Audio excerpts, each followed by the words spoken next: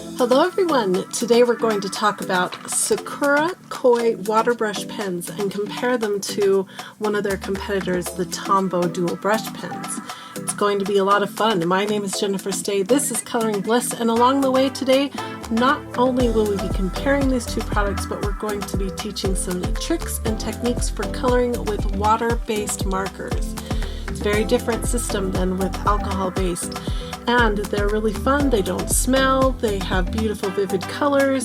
There's a lot of reasons to use water-based markers. Today we're going to compare these two brands and have fun coloring. So let's get started, huh Rose? This is Rose, my little Maltese dog. I don't think she's going to be sitting up here with us today. I think she's a little bored. Okay. Oh, and before we do get started, I wanted to mention that we are not a sponsored channel. I bought all these products with my own money. These are my own opinions, and we would love your help by giving us a thumbs up on this video so that we know that you like this kind of content. And if you would like, you could subscribe because we have giveaways and other fun events going on here on this channel. Thanks so much for all your support. Let's get started. Okay, back in April, Steve and I were able to go to the NAMTA Creativation Expo where we got to see a lot of different products. And some of them have been around for a while, some of them were brand new, and some of them I have never tried. And so this set of tools that I have here in front of me are the Sakura KOI Watercolor Brush Pens. And this is one of those products that have been around for a while and I have never tried.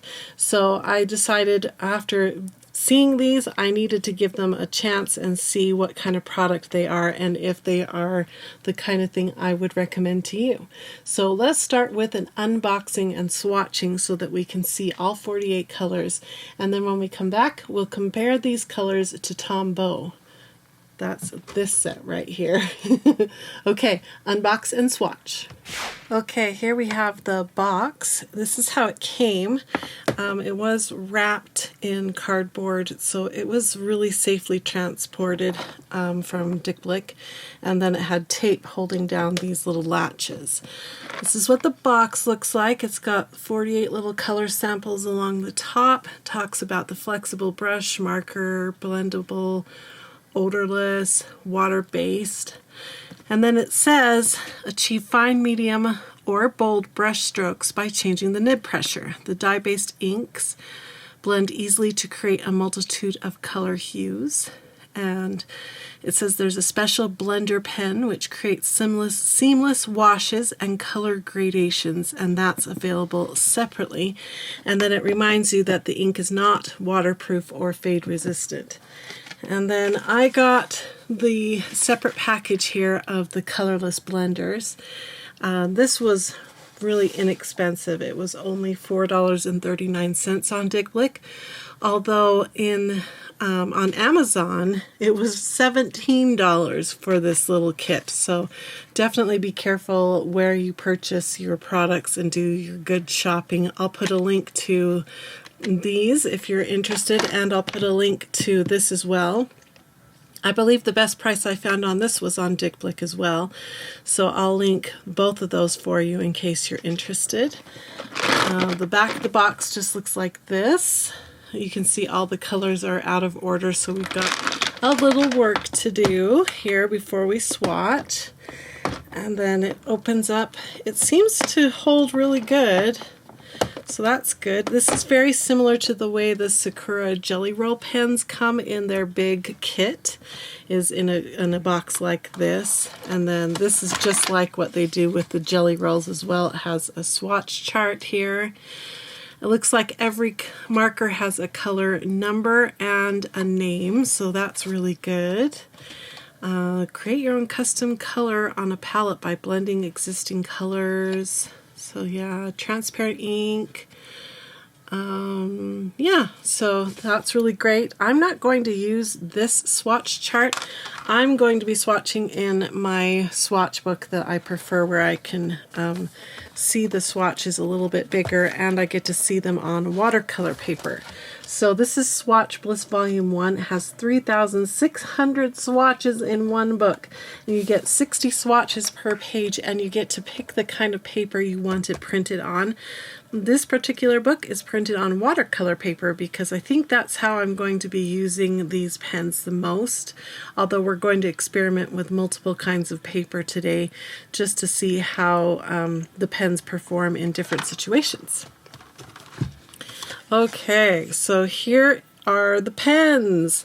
Let's take a peek at this one right here. It says KOI Coloring Brush Pen on it. Water-based dye stuff ink for students, graphic artists, designers, illustrators, architects, cartoonists.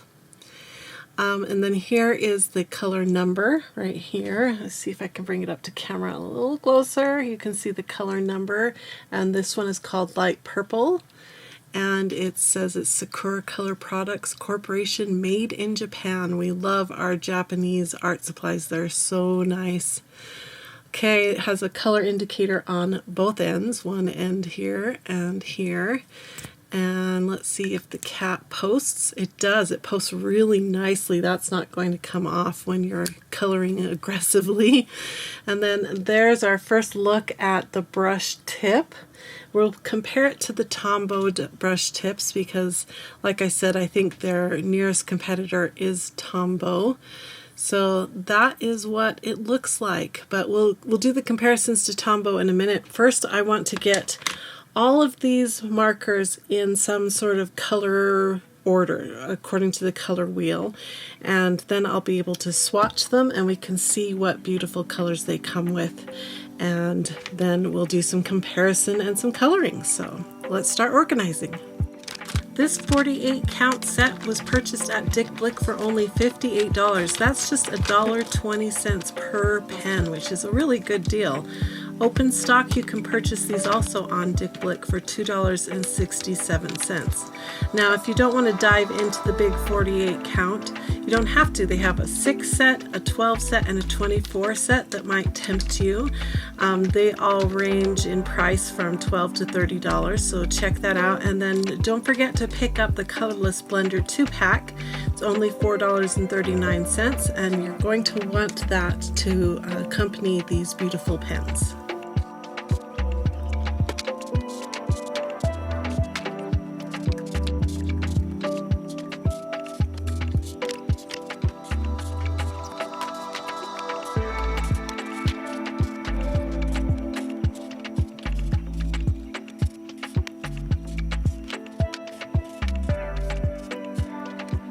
Okay, just finished swatching the watercolor brush pens by Sakura KOI, and they are lovely.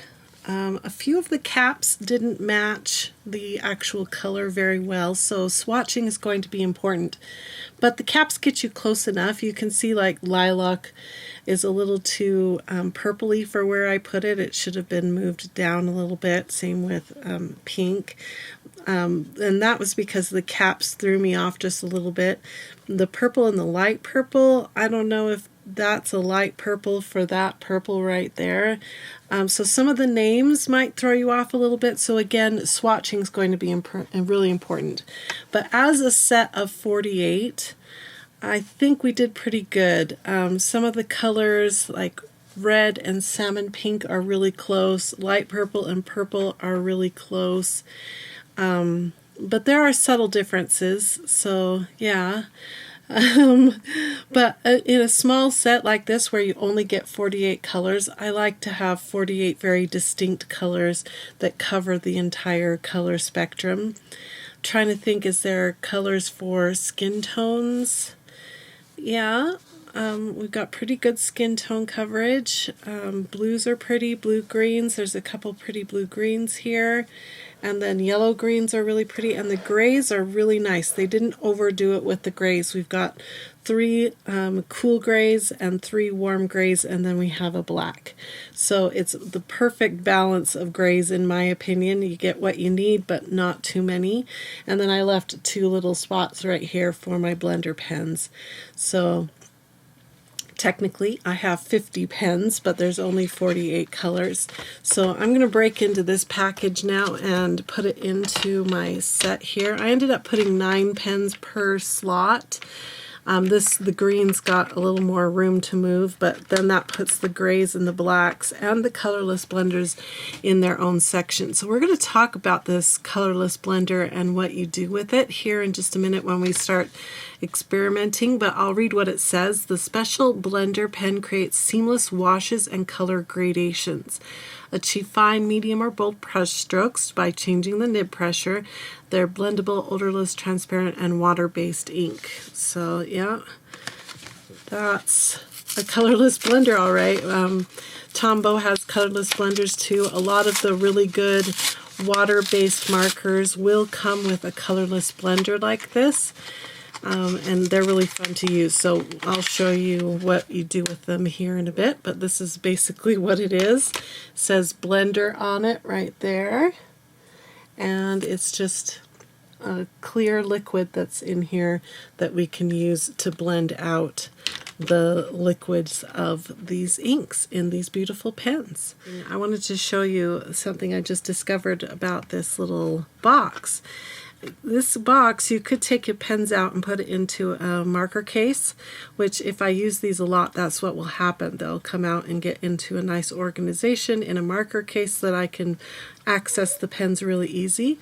But this box comes with these little slide out dividers. It looks like the middle divider doesn't move, the big long one. Let me give it a good pull. No, it stays, but this could be put in at different spots along the way, almost infinitely in different spots.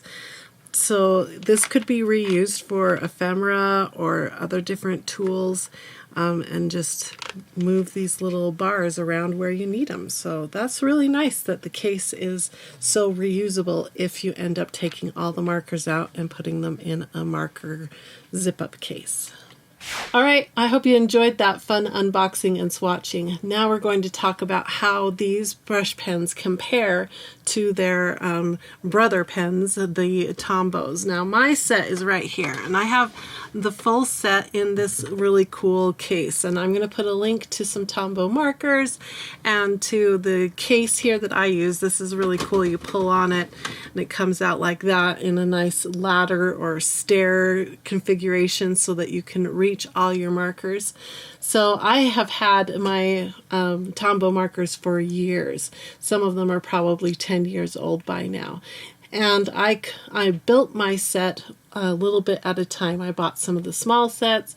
I bought a lot of open stock markers, which means one at a time. And that's how I built my set here. And I love my Tombow markers. Although it has been a while since I have actually colored with a water-based marker other than the Staedtler pigment pens. Now the Staedtler pigment pens that we did recently are a pigment-based ink, and the inks in both of these pens, the KOI coloring brush pen and the Tombow Dual Brush Pen, are both dye-based inks. So instead of it being a solid form of color, these markers here use a dye or liquid-based form of color to produce their beautiful colors. Now what happens when you use the dye-based typically is that they are not as light fast, but they are not permanent, so that you can do watercolor type effects with these, which is really fun. Usually I recommend colorists dive into either the alcohol-based world or the water-based world. And in the water-based world you get water-soluble pencils, watercolor paints, and these beautiful markers. And all of them work together and work best on watercolor paper. So what we're going to do today is compare watercolor paper and mixed media paper, how they perform and what you can do on each one and where they shine on each paper. But let's compare real quick so that you can see the difference between the KOI coloring brush pen. Both of these are made in Japan. Both seem to be really high quality. So the difference here is that this is a single-ended brush tip marker. This here gives you two tips. You get a brush tip on this end, and then on this end you get a more solid felt point tip. So you get 2 for 1 here. As far as the body where the ink would sit, they're pretty similar in length. I think that the Tombow is a little bit bigger as far as where the ink would be held. So I'm not sure, like, does one hold more ink than the other one? I don't know. We'd have to do a coloring off where we color lots of ink and see which one dries up fast or first. So let's compare though, so that you can see the different on the brush tips. Both of them post on the ends. And let's take a really good close look at the 2 nibs. So the one at the top right here is the Sakura KOI, and the one at the bottom right here is the Tombow. And they are very similar. I would say that the Tombow right here is a little longer and more cone shaped. This one has a little bit more of a bulbous base, and then it tapers really fast. But they are almost the same length. But that means that if you use these for lettering, which we're also going to experiment with, you will get a different stroke. And when I was researching the KOI coloring brush pen and the Tombow, both claim that their nibs will spring back. So if you lean into the nib a little bit to get a different stroke, they will spring back. So let me show you what I'm talking about here. So let's work on the mixed media paper, and I'll use, you can see you can get a really thin line with these pens. Let's use a different color than yellow for the Tombow. Let's use a more orangey color. So we have a comparison here. Really, I think you can get a thinner tip, a thinner line with your light pressure on the Tombow. Let me see if that's true. Oh no, you can get about the same thinness on both, and then you can do a half of a push, half of a push, and then you can do a full width where you take advantage of the full width of the tip and get a really thick line. So let's look at that from straight down. You can see that. And then the idea here, of course, is if you are doing lots of lines like this, that nib should go straight, go back to being straight and not bend and stay permanently bent, which the Tombow definitely does that. Let's see what happens when we do it here with the KOI. Same story, it goes back to being a nice straight tip. So you're guaranteed some really good brush strokes for lettering. So let's go ahead and play around with the lettering here. I've got these 2 different types of paper. Now it's important to try 2 different types of paper for these products because these are water-based. So innately, they're going to perform better on watercolor paper, and that's watercolor paper has a sizing protected on it that lets the ink sort of float on the top of the paper rather than getting soaked into the fibers of the paper like mixed media will. So that's the difference here. We also have a texture difference. I don't think you can tell in the camera, but the watercolor paper does have a texture. It's a cold press, a nice texture. It's not super textured like some brands of watercolor paper.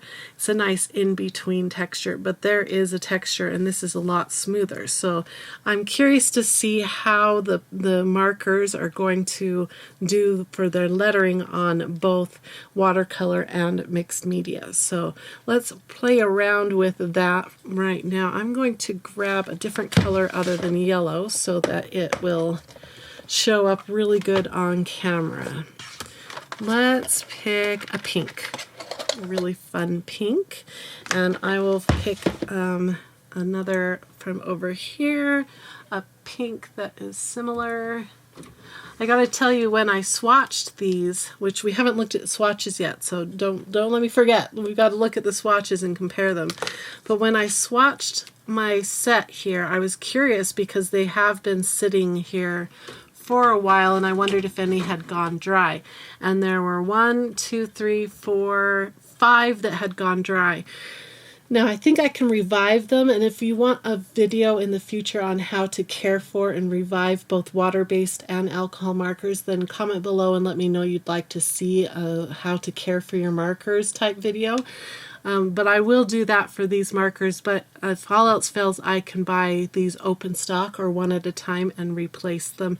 It's not that much of an expense, and my full set will be up and functioning perfectly as I love them to be. So, okay, on my paper here I have 2 lines, a Tombow line and a Sakura KOI line on both types of paper.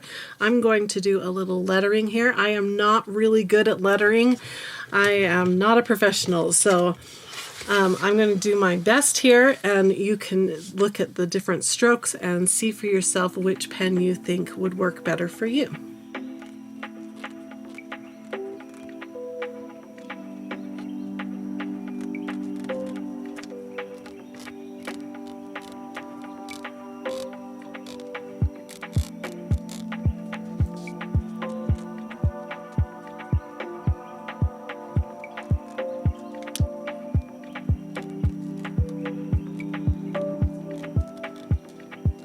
Okay, I learned a lot doing this.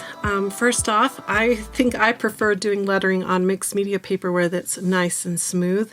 I think working on our marker paper would even be better for me as a beginning letterist. I really like the mixed media paper, but that's a personal preference. Now, as far as the feel of the 2 nibs, the Tombow definitely has a softer tip. But it does flex back to its original position really easily as you're working with it, and even when you put the heavy pressure on the downstrokes, you still get that snap back with these markers. So I can see why these are really popular with people who do lettering. Now, I know having a nib that's a little bit firmer is really good for beginning letterists, and so I would recommend that this one is a firmer, stiffer type nib, and it works just as well as far as you can get the light upstroke and the heavy downstroke, and it does snap back. I'm looking at the tip right now, and there is a bit of a bend in it, so it doesn't snap back as well. Maybe it takes longer for that firm tip to go back to its original shape and position. That's just a guess on there. So if you are a letterist, hopefully that was a good explanation to you of whether you should use the Tombow or the Sakura KOI. As far as the strokes they get, they're very similar. I don't know, if you were just glancing at this, you wouldn't know right off that I was using 2 different brands of pen.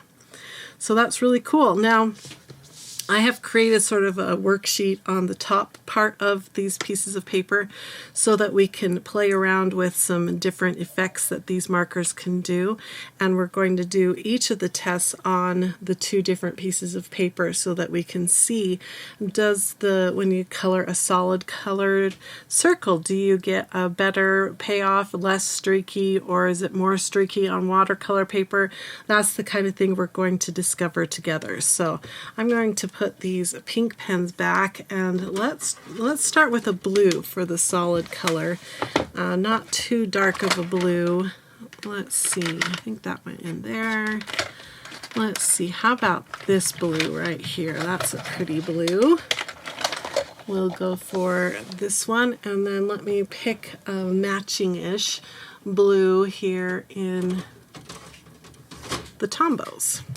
Okay, now speaking of matching colors, remember you really need to swatch these pens, and I think I mentioned that as I was swatching the Sakura KOI pens, because the caps don't always match what they will do on your paper. So it's really important that you swatch.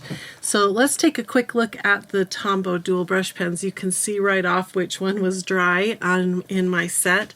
But again, let's reset your eyes so that you can see what the Sakura KOI look like. It's really nice. Steve, would you like to come see these pens and these colors and see what you think? This is the Sakura KOI 48 set. We've got 6 really pretty fun grays. Oh, wow. And then I think, to me, it feels like a very nicely balanced set as far as for a small set of 48. Yeah, only 48 colors. Yeah. There's a couple, like these 2 purples that are really similar. These 2 reds and this red and salmon pink are pretty similar. But other than that, what do you think? Yeah, I agree. There's a little of everything. Yeah. It's a very nice set. Wow. And then this is my full set of Tombows. It's 2 pages worth here. And I swatched them according to the way they are organized here in this case. So they're not organized by color wheel. So it's going to be a little bit harder to see, you know, how many yellows. You can see, though, we got 3 yellows. Oh, and a nice light yellow. Versus 1 yellow here. But you're so talking 108 colors versus 48. double the number of colors, so they have a lot of room to play and do a lot of fun things with their colors. Oh, those are so pretty too. Yeah, we love our Tombows. Wow. Yeah, it's a really good Get set. into the browns and some of those nice tones. Yeah, and grays. I know they have a portrait set that you can purchase of just portrait colors. So yeah, Tombow beats Sakura KOI when it comes to color availability. It just... So Sakura KOI only has 48? Yeah. That's like the max. Yep, but they are available open stock, just like the Tombow Dual Brush Pens. With being water-based, if you're on watercolor paper, then you can... Could you make a tint? Yeah. Out of each one? So that's what we're going to be playing with here in just a minute. Steve didn't know I have it all planned. That we're going to play with making tints, which means adding a color plus white makes a tint. So for instance, we have 1 yellow in the Sakura KOI, and what if you wanted an even lighter version of that?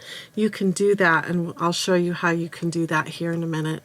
But that makes it almost limitless, the number of colors you can do. Yeah, well, and then if you want a shade, you know, you can mix in black or dark gray. Or a gray. Yeah. If you want to take like this fuchsia and mix it with the yellow, you would get a really interesting peachy color. So because they're translucent, is that the right word? Translucent inks. So there's a lot that you can do with these inks, and that's what we're about to do with my little worksheet that I've created for us. But let's start with a solid color. Let's say you wanted to color this circle right here in just 1 solid color. This is going to show off one of the problems of water-based markers, and that is streakiness. But on our watercolor paper, it may be less streaky. We'll see. Let's go ahead and do a test. Okay, so I have 2 pens here. I have the Tombow 452 and I have the Sakura KOI Sky Blue, number 125. And I'm going to color... I want to be consistent from paper to paper to show you how water-based markers work. So let's go ahead and stick with the KOI since that's the new product of the day. And I'm going to color, first of all, this circle with just 1 color and see if I can get a nice solid layer, just 1 layer to start with, and then I'll show you what happens when you go up in layers. So let me go ahead and color this circle, and then we'll color this circle and see the difference between the 2 at 1 layer.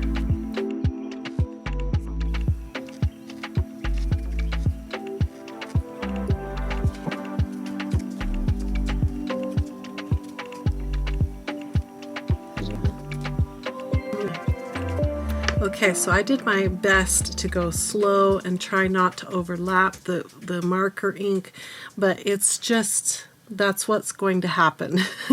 So basically what's happening is whenever you overlap the two strokes, you get 2 layers of ink together and they darken up. You get a more intense value of that same color, and so you get streaks. Now this happens with alcohol-based markers too, but not as much.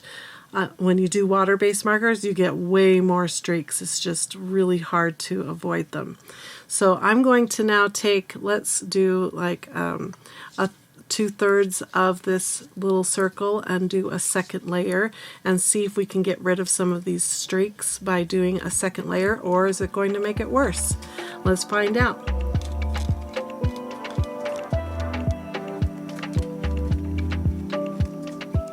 Okay, so we have one layer here and then 2 layers on the rest of the sphere.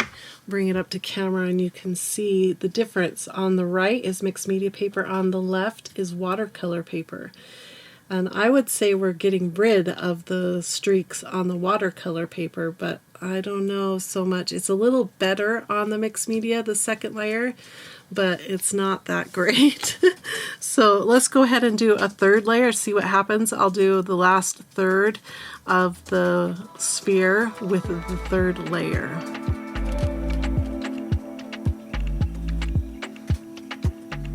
Okay, so there's a lot we've learned from this. The papers are acting extremely different. We're getting different amounts of streakiness. I think by the time we got the third layer over here, the streakiness is gone and it's a nice solid color. We still have streakiness happening here on the mixed media paper. I kind of expected this result. The other thing that is interesting is the amount of color shift. So when you add different layers of the ink, we shouldn't get a different color, we should get a stronger value as we get more intense saturated amount of ink.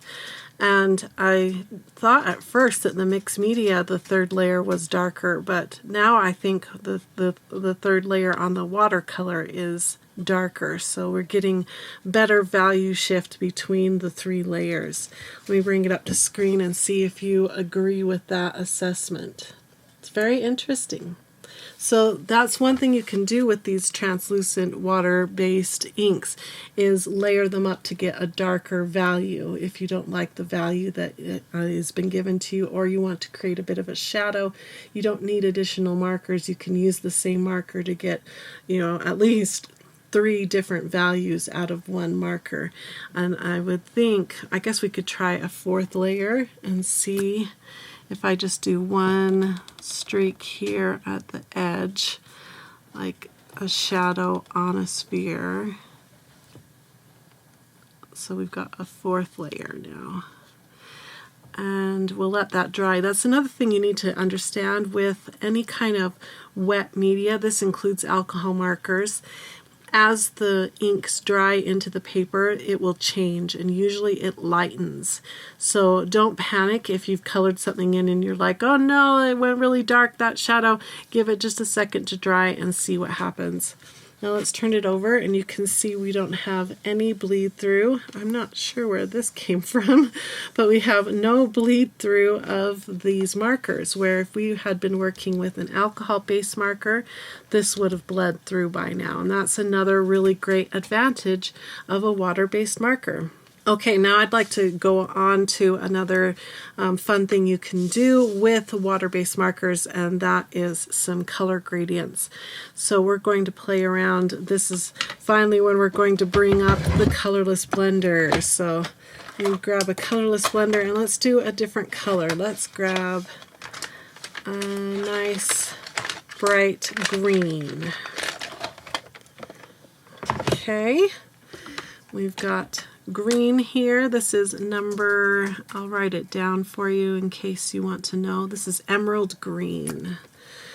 KOI number 226. KOI 226. And we're going on both papers again to see the difference.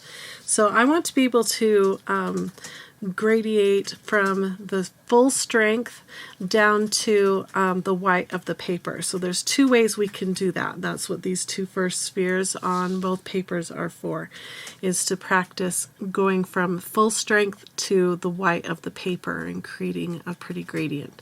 So what I'm going to do on the mixed media paper is 1 stroke of color, and then I'm going to bring in a water brush. This is just water in this reservoir right here, and it feeds the bristles, and it's a great tool to have when you're working with anything that is water-based. We're going to try to move this with the water, and you're going to see it didn't move. So what's happening here on the mixed media paper is that the fibers of the paper are soaking up that ink really fast and not allowing me to blend it. Now let's see if I do it faster. because I did give it a second to dry. If I do it faster, can we move it? Nope, no movement. Okay, let's do that same technique over here on the watercolor paper, and it should be a different story here. Yeah, see, I can activate it with my water brush and move that dye-based ink and just let the water do its job to make that transition from the color to white. So that worked fantastic on our watercolor paper. Because of that treatment, that sizing that's on the paper, the ink can float on the top and you get more time to do fun effects. So much fun. Okay, let's do now using the colorless blender, the same idea. Let's start here on the mixed media paper and draw a line, and we're going to try to move it to create a gradient using the colorless blender. Okay, we get a little more movement here, but the paper is doing something called pilling. If you can see those little chunks of paper and it's all rough right here, that is pilling. So the fibers of the paper are coming up as they get wet and filled up with whatever you're using, the inks, and it just pills and it ruins the paper, and it's not a great thing to have happen. So you can't color back on top of that. All that fiber that's come up will make it look really messy. It's just a big mess. But if we come over here now to our watercolor paper, again, we're going to have a different story. So I'm going to lay down some of the color and then come in with our colorless blending pen, and blend it out. So the liquid inside this pen is different. It doesn't have any dyes, but it's the same, I think it's the same formula as the ink itself. So we have two very different effects that have happened by using watercolor paper, and this is a water brush, and this is the colorless blender. The CB is colorless blender, WB is water brush. Very cool. Okay, let's pick another color because we have more things that I want to experiment with color gradients. And I think you're starting to see a trend in paper here that you just can't deny is going on. Let me grab a purple. Let's grab this purple right here. Okay, so for this I want to, actually we need two colors for this. So let's go purple to pink. Get a nice light pink. This is lilac and light purple. So let me write down those two numbers. All right, for this gradient, I want to take two colors and have them mix evenly in the center of the circle. So we would start, if we were on mixed media paper, I would probably do this method. Oh dear, I'm a little messy outside of the lines, but you get the idea. But on mixed media paper, this is probably what I would do to get our blend in the middle, which is not happening. I'll try to get the flicks to blend, but nope, no blend. Let's try the same method. We'll do the flicks again over here. Half of the circle in our purple, and then the other half in our pink, and then do a little blendy in the center. Good, and if you get a little bit of purple on, or whatever color you're working with, just go to a scratch piece of paper and scribble that ink off until it colors the straight color that it's supposed to be coloring. So as you can see, the two different papers react very differently to the same technique. Now, another technique that you can do is called the pickup technique. And we'll do it here on mixed media first. And the way you do that is you put some ink down on a non-porous surface like solid plastic. Like if you have a piece of container like this would work on here. You just do your purple on there, or you do it on glass like I'm doing here, and then you pick up that color with your other color. So this is pink picking up purple, and we'll start over here and color until we get to the pink. Pick up some more purple. And the first ink that's going to come off will be that purple. And you have to be a little patient, and remember we're working on mixed media paper here. We'll see how different it acts when we get to the watercolor paper.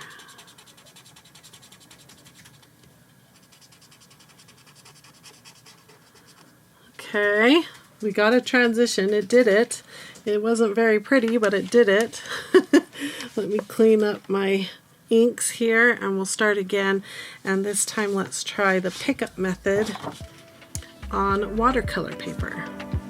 If you're enjoying learning these types of tips and techniques with water-based markers, you need to check out our water-based marker fast track. It's a 4-part workshop series where I would teach you all kinds of tips and tricks on using water-based markers, just like what you're seeing here today, only slower and more in-depth. Follow the link in the video description and come learn how to use your water-based markers. Alright, you can see again we were much more successful using the pickup method here on watercolor paper. Let me put these papers back so you don't get confused. Watercolor on the left, mixed media on the right. And look how much prettier the gradient or the transition is between the two colors. And here it's just very streaky, and when you fill it, you can feel the paper particles pilling up on that circle. Okay, another trick that works with both water-based and alcohol-based markers is the tip-to-tip trick. Now the important thing to remember here though is if you're going to try the tip-to-tip, make sure it's water-based marker to water-based marker or alcohol-based marker to alcohol-based marker. You don't want to mix the two types of inks. They just won't work together, and the tip-to-tip method will be a big failure. So that's just a little warning for you. So let me go ahead and show you how this is done. I'm going to take my pink marker. This is very similar to the pickup method, except we're going to do it directly onto the tips of the markers. We have a special visitor here in the studio today. I'm so excited to show you. Check out who this is. This is my grandson, Rowan. He's so sweet. He's 3 months old, right? Yeah. And oh my goodness, he is smiley and he holds on to things like he's got his binky, you can see. Let me see if I can sit him down and we can see if we can get a smile. He loves to smile for Grandpa. Hi, baby. Hi, have you had a good day? Yeah, he is such a sweetheart, and oh boy, do we love being with him. Oh, we love him so much. Yeah. We're so blessed, and I just wanted to share with all of you how cute he is. How do you like being a dad, Rylan? It's weird. It's weird. It's hard work, isn't it? It's hard work, but oh boy, is it fun. Look at him stand. Oh, he's so busy. Yeah. Well, thank you for visiting, Rowan. It won't be long, and you can sit with me and do art with me. That will be fun. Do you want to pick me a color? Can you pick a color yet? I don't know if he can yet. Let's see if that little hand can get up there. He's looking at it. So that's really hard to get your hand to coordinate. Yeah, well, he got my hand. Good job. Oh, there he goes. He got him! Yay! Your first coloring tools. Congratulations. Very fun. Okay, you better go back to your dad so we can finish coloring here. Thanks for visiting. Whee! Oh, I'm just the luckiest grandma. Okay, tip to tip. What you're going to do is take your 2 markers off. And I usually put the darker valued marker, so the one that has stronger saturation in color, I usually put that onto the lighter one. That's my typical way of working. And you're just going to put the 2 tips together, and what you'll see, if I can do it here, you can already see that purple going into the tip. And the longer you hold it, the more ink will saturate down into that tip. So you can see really good there that we have purple loaded up on the tip of this pink marker. And now we're going to do the mixed media paper first, which is going to struggle, but we'll do our best. You want to lay the purple down first, just like that, and then slowly and rotate the tip if you want more purple to come out, and slowly it will start to transition to pink, the full pink, just like that. And I'll show you how the tip of the marker is clean. All that purple ink, there we go, is gone, and then we're back to just the pink. So it's a really cool trick, and look how good that, of the 3 gradients we did, that was definitely the most successful. So that was really pretty. Let's see if we can recreate the same effect here on watercolor paper this time. So let's do the tip to tip again. Load up the tip of the marker, hold it down so you can see it. Okay, here we go, load up the tip. That's probably good. So this is a great technique, like if you're coloring in a doctor's office or somewhere like that, where you don't want to have a palette for mixing colors, but you want to do some kind of a fun gradient. Well, the tip to tip is awesome, and like I said, it will work with alcohol-based markers as well. Let's get all that purple off of there and transition to our pink. There you go. Okay, so it worked good on both types of papers. This one is just different, 2 different looks. Let me bring it up to screen so you can see the 2 different tip-to-tip spheres. Really cool. Okay, one more thing I wanted to show you is that you can create new colors because these are translucent type inks. You can create new colors by adding 2 together. So I'm going to grab, I'm trying to find, oh yeah, like an orange would be good. And we'll go to a red, this red right here, which is red. Okay, let me write down the 2 colors. Okay, so let's see, if we take 5, which is a nice orange color, color in our sphere. That was pretty good, not too streaky. Let's color in this sphere too.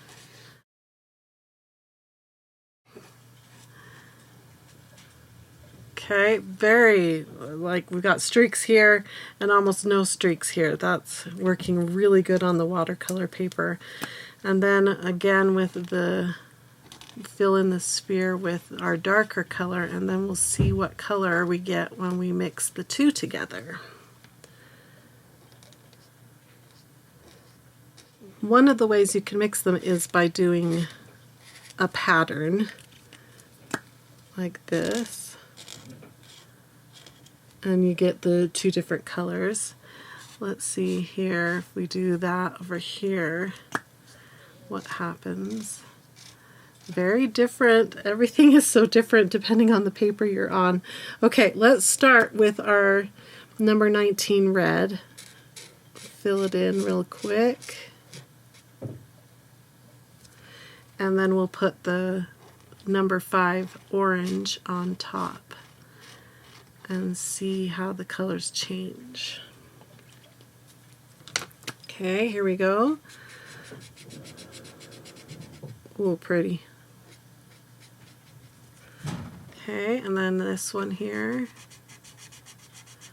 This one really mixes because that ink was still on the top of the layer. It mixed together. But this one, yeah, okay, let's let it dry so that we can see the difference, because like I said before, as wet ink dries, it will change. So let's give it just a second. And hopefully you can see, I've picked some colors that are not, I don't know what colors I should have done, get a more vivid change, but you can definitely tell that this is a third and new color. It's a really pretty orange-red color. But you can also tell between the three circles how different the inks work. Look at the way the two inks played together when I did the crisscross. They bled into each other on the watercolor paper. Again, here you can see they bled into each other, where when you do the crisscross over here, they stay a little truer. So doing a pattern, like a plaid pattern, would, I think, be a little easier on the mixed media paper. Very interesting. Okay, the final thing I'd like to do now for you is to color up this little illustration of a flower that I drew. And I'm going to try to use the techniques that were strongest for the mixed media paper on the mixed media flower, and then the other techniques, because I've got lots I can choose from, on this flower using watercolor, the best techniques for watercolor paper. So let's go ahead and do some coloring. We'll do a time lapse.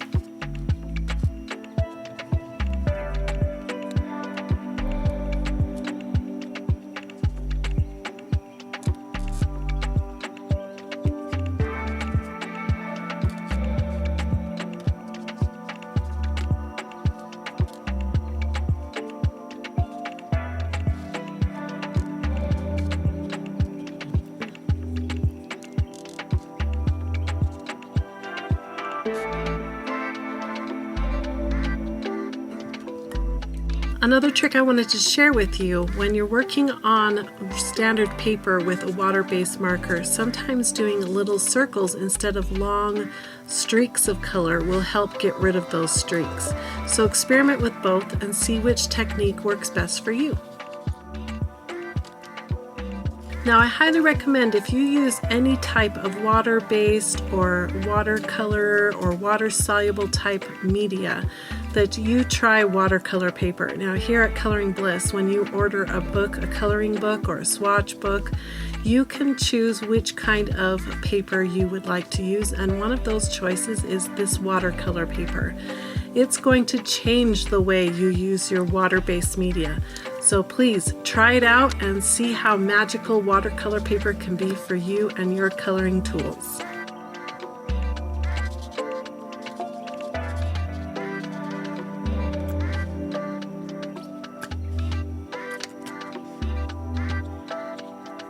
All right, I've got my two flowers. We're going to look closely at them and see the differences. The two flowers, the actual petals, were done similarly with technique between the two. So you can see the difference when you work on watercolor paper versus mixed media paper. Now on the leaf, I did something a little different on the watercolor paper because I could use the Colorless blender. I was able to go to an even lighter green at the very tip of the leaf. So you can see that difference between the two leaves. I think they both look good. My favorite is the one on watercolor paper, which doesn't surprise me, but I think they both look good. I would love to add some little white highlights to get some fun, bright pops of highlight, but we're working just with the KOI Sakura coloring brush pens this time, so I wanted to show you what they looked like and how they turned out. And if you turn it over, you can see sometimes on the mixed media we had a little ghosting, but no bleed through on either piece of paper, watercolor or mixed media. So it's important to note that if I had used the Tombow markers to do all these coloring tests that I did with just the KOI markers, we would have gotten extremely similar results. The difference, of course, is that the Tombow markers have double the number of colors, so you have double the choices when it comes to blending and getting these colors even closer and better. Both sets of markers are going to shine and perform the best on watercolor paper. So like I said earlier, I highly recommend you check out our coloring books that you can have printed on watercolor paper, because I think you're going to love working with any of your water-based or water-soluble type materials. Now, if you have Crayola markers, and that's your water-based markers, and you're looking to upgrade, then I highly recommend you look into the Sakura KOI coloring brush pens. For just under $60, you can get into this full set. You get the nice case, and then if you add for the about $5, you get the colorless blenders, and you're good to go. You can do any of the techniques that I showed you today, and you're going to have a lot of fun. So I highly recommend this set in that situation. Now, if you already own the Tombow set, then I recommend you stick with it. You don't need the Sakura KOI brush pens. I think you're going to get all the same results with lettering, all the same results with coloring with these Tombow markers. So sit with it, enjoy it, really have fun with your Tombow markers. But like I said, if you don't have any water-based markers and you're looking for a good set under $60, then I think you should definitely check out the Sakura KOI. I'm going to put links to all of the products that I possibly can in the video description. Make sure you hit a like on the way out of this video if you enjoyed this content. I sure enjoy making it for you, and I hope you learned a lot. Maybe you learned something new that you can do with your water-based markers that you didn't know. Comment below if that's the case. Did you learn something new today? I hope you enjoyed our special secret guest that we had earlier in the video. It was so much fun to show off my amazing little grandson. Thank you so much for watching, and I hope you all have a wonderful, colorful, blissful day. Bye-bye, everyone.